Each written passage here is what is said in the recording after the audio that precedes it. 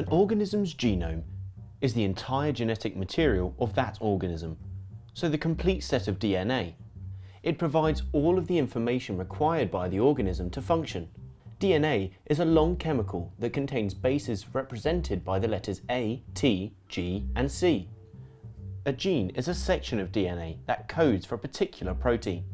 The human genome is 3 billion bases long, but only consists of about 20 to 25,000 genes.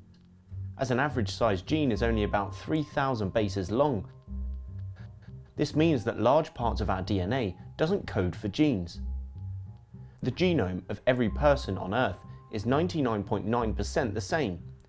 It's that tiny 0.1% that makes up genes that give us our unique differences. In fact, our genes are 98% similar to a chimpanzee's and 75% the same as a mouse. The Human Genome Project was an enormous project that saw scientists around the world collaborate to work out the sequences of bases in the human genome.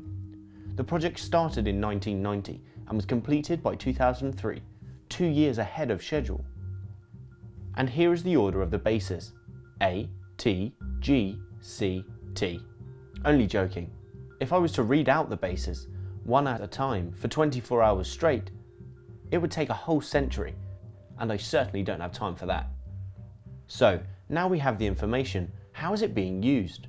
Well, since the structure of DNA was determined in 1953, we have known that the order of the bases is very important, and that a change or mutation in this order can result in diseases.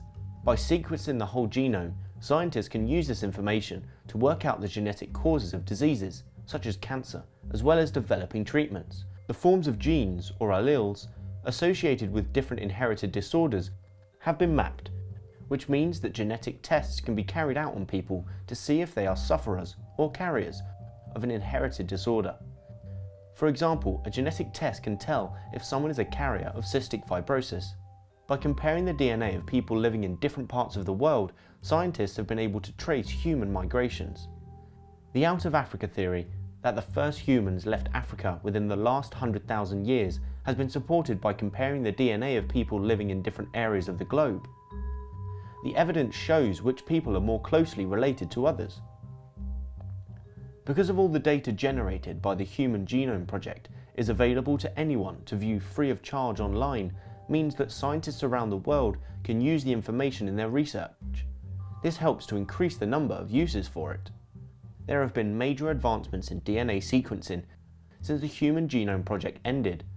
It took 13 years and billions of dollars to sequence a whole genome during the project, but now scientists can do it in a matter of hours, and you can even get yourself sequenced for a small fee.